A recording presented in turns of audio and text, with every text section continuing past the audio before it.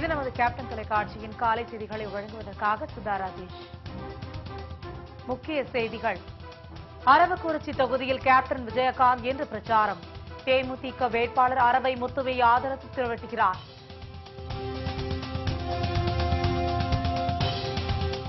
தேமுதிகவை போன்று ஓட்டுக்கு பணம் கொடுக்காமல் தேர்தலை சந்திக்க தைரியம் உள்ளதா? திமுக அதிமுகவிற்கு திருமதி பிரேமலதா விஜயகாந்த் கேள்வி.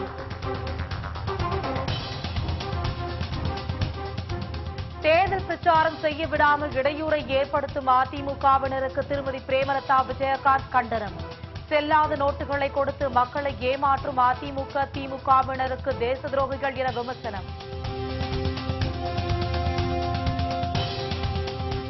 நாடாளுமன்ற குளிர்கால கூட்டத்தொடரையொட்டி டெல்லியில் இன்று நடைபெறுகிறது அனைத்துக் கட்சி கூட்டம்.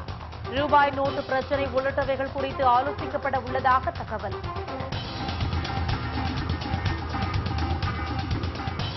அமெரிக்காவில் சட்டவிரோதமாக தங்கியிருக்கும் 30 லட்சம் பேரை வெளியேற்றுவேன். அதிபராக தேர்ந்தெடுக்கப்பட்டிருக்கும் டொனால்டு டிரம்ப் திட்டவட்டம்.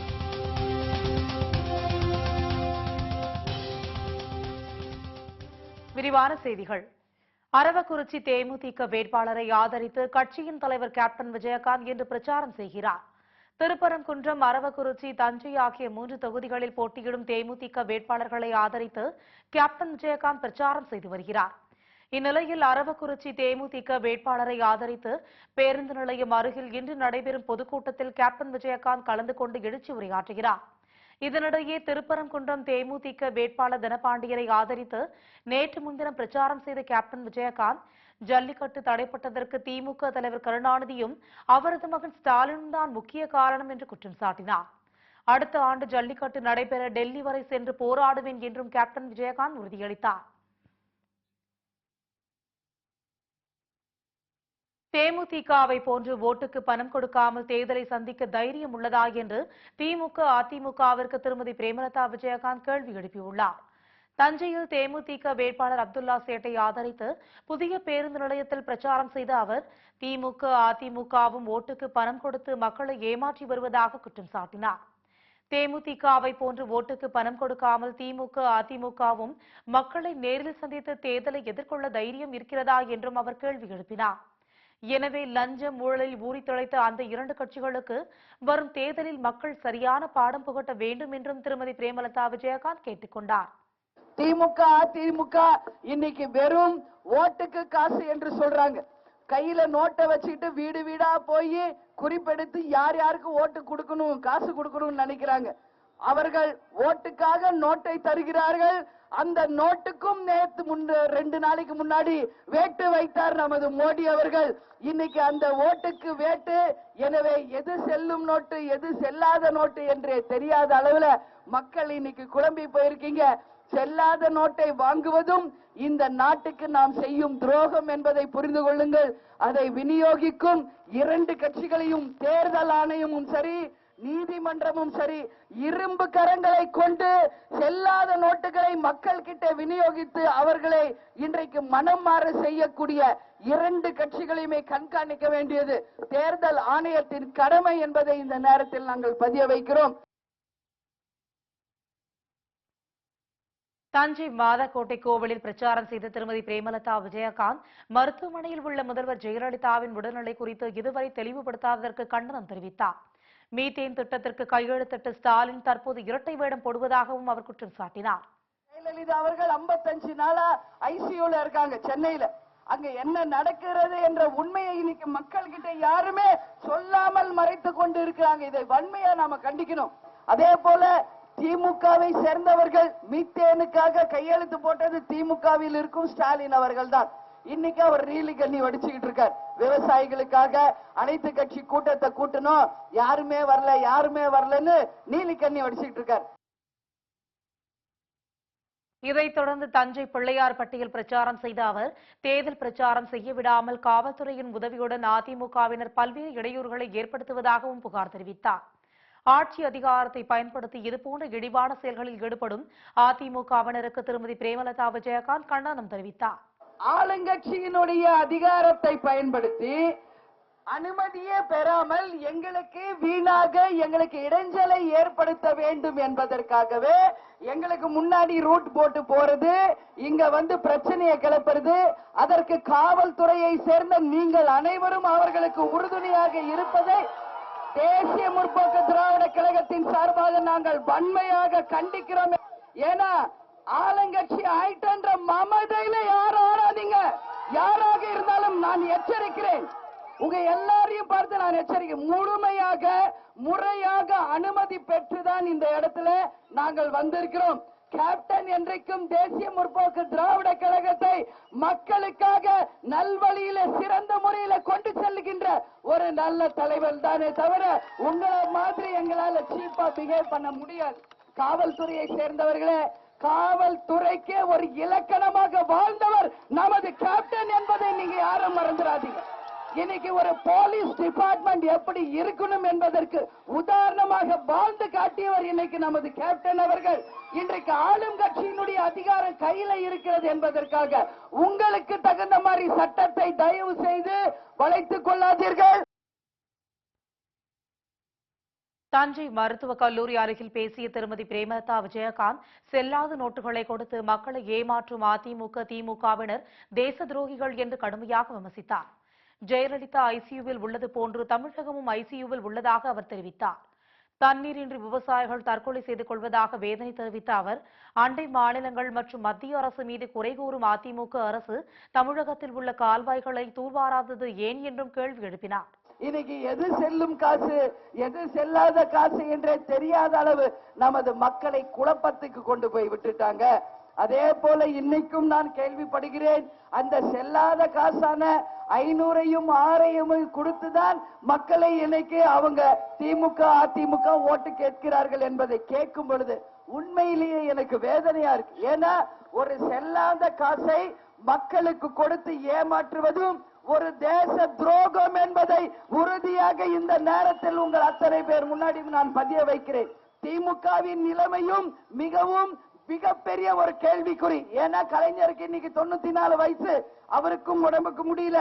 ஜெயலலிதா 55 நாள் ஐசியூல இருக்காங்க. உடல்நிலை பெற்று வரட்டும், எங்களுக்கு மாற்று கருத்தில்லை. ஆனால் ஜெயலலிதா ஐசியூல இருக்கிறதுனால நம்ம தமிழ்நாட்டையே கொண்டு போய் ஐசியூல 55 நாளாக வைத்து முற்றிலும் முடங்கிய ஒரு ஆட்சியாக இன்னைக்கு அதிமுக ஆட்சி செய்து கொண்டிருக்கிறது. இன்னைக்கு ஜெயலலிதாவையும் ஆளுங்கட்சியை நம்பி 7 கோடி மக்கள் இன்னைக்கு தமிழ்நாட்டில் வஞ்சிக்கப்பட்டிருக்கிட்டு இருக்காங்க. எல்லா ஊருக்கும் நான் போய் கேட்கிற, முதியோர் பென்ஷன் யாருக்கும் வழங்கப்படுவதில்லை, ரேஷன் பொருட்கள் வழங்கப்படுவது இல்லை, தரமான அரிசி யாருக்கும் வழங்கப்படுவது இல்லை. அதே போல தொழில்துறை, விவசாயத்துறை, கல்வித்துறை எதிலையுமே ஒரு முன்னேற்றம் கிடையாது. தாலிக்கு தங்கம் கொடுக்கிறோம் என்று சொல்லி ஒட்டுமொத்த மக்களை இன்னைக்கு ஏமாற்றி கொண்டிருக்கும் ஆளும் அதிமுகவுக்கும் மீத்தேன் திட்டத்துக்கு கையெழுத்து போட்ட ஸ்டாலின் போன்றவர்கள் இருக்கும் திமுகவுக்கும் மக்களாகிய நீங்கள் சரியான பாடத்தை புகட்ட வேண்டும்.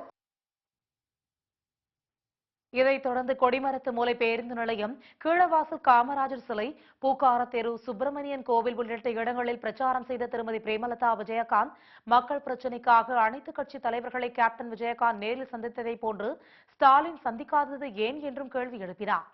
மேலும் அனைத்து கட்சி கூட்டத்தை திமுக பொது இடத்தில் வைக்காமல் அண்ணா அறிவாலயத்தில் வைத்தது ஏன் என்றும் அவர் வினாவினார். கேப்டன் எதிர்கட்சி தலைவராக இருந்த பொழுது அனைத்து கட்சி கூட்டத்தை கூட்டியது எப்படி என்பதை மக்களாகிய நீங்கள் அறிவீர்கள். ஒவ்வொரு தலைமை கழகத்திற்கும் கேப்டனே நேரடியாக சென்று அத்தனை தலைவர்களையும் சந்திச்சு தமிழக பிரச்சனையை மத்திய அரசின் கவனத்திற்கு கொண்டு சென்று, காவேரி பிரச்சனை மட்டும் இல்ல, கச்சத்தீவு மீனவர் பிரச்சனை, முல்லை பெரியாறு என்று இதுவரைக்கும் தீர்க்கப்படாத அத்தனை பிரச்சனைகளையும் திரு மோடி அவர்களை சந்திச்சு தமிழக மக்களுக்காக குரல் கொடுத்தவர் நமது கேப்டன் அவர்கள் என்பதை இந்த நேரத்தில் நான் உறுதியாக பதிய வைக்கிறேன். அதுபோல நிச்சயமாக ஸ்டாலின் அவர்களும் இன்னைக்கு திமுக சார்பா அழைச்சாங்கன்னா, கலைஞர் இருக்காரு, அன்பழகன் இருக்காரு, அவங்க அழைச்சிருக்கணும். கலைஞர் எந்த வீட்டுக்கும் வரவேணா, ஆபீஸ்க்கு வரவேணா, வயசுல பெரியவர். அப்ப ஸ்டாலின் வரணுமா இல்லையா? ஒவ்வொரு கட்சி ஆபீஸ்க்கு வந்து தமிழக மக்களுக்கு நல்லது நடக்கணும் அப்படின்னா ஒவ்வொரு ஆபீஸ்க்கு வந்து நீங்க கூப்பிட்டு இருக்கணும் கேப்டன் போல. அதே போல இன்னைக்கு அவர் கூட்டம் எங்க கூப்பிடுறாரு? அறிவாலயத்துக்கு கூப்பிடுறாரு. அனைத்து கட்சி கூட்டம் என்றால் ஒரு பொது இடத்தில் இல்லையா நீங்கள் நடத்தி இருக்கணும். உங்கள் தற்பெருமையை காட்டுவதற்காக உங்கள் அண்ணா அறிவாலயத்துல நீங்க கூட்டம் கூட்டினா எல்லா கட்சியும் உங்களை தோக்கி வந்துருவாங்களா? என்ன நீங்க சொல்றீங்க? உங்க மேல 1000 குறைய வச்சுக்கிட்டு அடுத்த ஆள் மேல பிரச்சனையை திருப்புறீங்களே, திசை திருப்புறீர்களே, இது எந்த வகையிலே நியாயம் என்பதை தஞ்சை மக்கள் சார்பாக நான் ஸ்டாலின் அவர்களுக்கு கேள்வி கேட்கிறேன். நிச்சயமாக மக்களுக்கு ஒரு பிரச்சனை என்றால் முதல் ஆளாக வேட்டியம் அடிச்சு கட்டி களத்தில் இறங்குவார் என்றைக்கும் கேப்டன் அவர்கள் என்பதை உறுதியாக இந்த நேரத்தில் உங்க முன்னாடி சொல்றேன். நாடாளுமன்ற குளிர்கால கூட்டத்தொடரையொட்டி டெல்லியில் இன்று அனைத்துக் கட்சி கூட்டத்திற்கு மக்களவை சபாநாயகர் சுமித்ரா மகாஜன் அழைப்பு விடுத்துள்ளார்.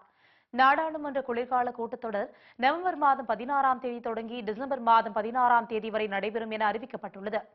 இந்த குளிர்கால கூட்டத்தில் சரக்கு மற்றும் சேவை வரியை அமல்படுத்துவது தொடர்பான இதர மசோதாக்கள் நிறைவேற்றப்படும் என எதிர்பார்க்கப்படுகிறது. இந்நிலையில் இன்று அனைத்துக் கட்சி கூட்டத்திற்கு மக்களவை சபாநாயகர் சுமித்ரா மகாஜன் அழைப்பு விடுத்துள்ளார். இந்த கூட்டத்தில் பிரதமர் மோடியும் பங்கேற்பார் என்று எதிர்பார்க்கப்படுகிறது. இதனிடையே நாட்டில் நிலவும் ரூபாய் நோட்டு பிரச்சினை குறித்து கூட்டத்தில் எதிர்க்கட்சிகள் வலியுறுத்தும் என்று தெரிகிறது. வங்கிகளில் பணம் எடுப்பதற்கான உச்சவரம்பை மாற்றி மத்திய நிதியமைச்சகம் அறிவித்துள்ளது. 500 மற்றும் 1000 ரூபாய் நோட்டுகள் செல்லாது என்று கடந்த 8ஆம் தேதி பிரதமர் நரேந்திர மோடி அறிவித்தார். இதையடுத்து வங்கியில் 4000 ரூபாய் பழைய நோட்டுகளை மாற்றிக்கொள்ளலாம் என்றும் வாரத்திற்கு 20000 ரூபாய் மட்டுமே எடுக்க முடியும் என்றும் அறிவிக்கப்பட்டது. இதேபோல் ஏடிஎம்களில் 2000 ரூபாய் மட்டுமே எடுக்க முடியும் என்றும் அறிவிக்கப்பட்டிருந்தது. இந்நிலையில் வங்கிகளில் பணம் எடுப்பதற்கான உச்சவரம்பை மாற்றி மத்திய நிதியமைச்சகம் அறிவித்துள்ளது. அதன்படி நாள் ஒன்றுக்கு வங்கிகளில் பழைய நோட்டுகளை மாற்றும் உச்சவரம்பு 4000 4500 ரூபாய் வரையும், ஏடிஎம்களில் பணம் எடுக்கும் உச்சவரம்பு 2000 2500 ரூபாய் வரையும் எடுக்கலாம் என்றும் நிதியமைச்சகம் தெரிவித்துள்ளது.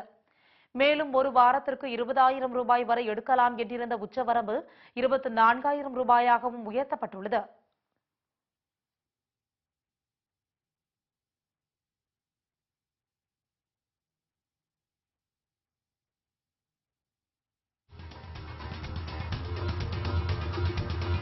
அறந்தாங்கி அருகே காவல் நிலையம் முன்பு வாலிபர் தீக்குளித்து தற்கொலைக்கு முயற்சி.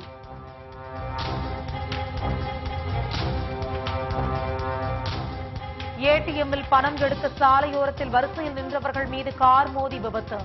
2 குழந்தைகள், கர்ப்பிணி பெண் உட்பட 10 பேர் படுகாயம். மற்றும் பல செய்திகள் விளம்பர இடைவேளைக்கு பிறகு.